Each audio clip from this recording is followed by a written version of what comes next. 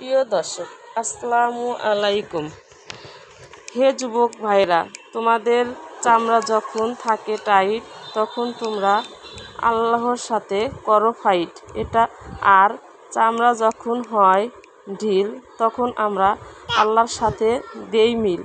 এটার অর্থ হলো আমরা যুবক বয়সে আল্লাহর ইবাদত করি না, বৃদ্ধ বয়সে যখন চামড়া ঢিল হয়ে যায় তখন আল্লাহর ইবাদত করি।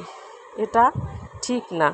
তোমরা কি জানো যুবক বয়সের ইবাদত আল্লাহ সবচেয়ে বেশি পছন্দ করে? তাই তোমাদের বলছি, তোমরা যুবক বয়সে আল্লাহর ইবাদত করো, বৃদ্ধ বয়সের জন্য আল্লাহর ইবাদত রেখে দিও না। যদি ভিডিওটি ভালো লেগে থাকে তাহলে অবশ্যই আমাকে লাইক করে দিও।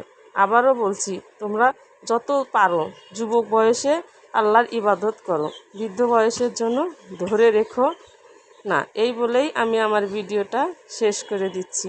আসসালামু আলাইকুম ওয়া রাহমাতুল্লাহি ওয়া বারাকাতুহু।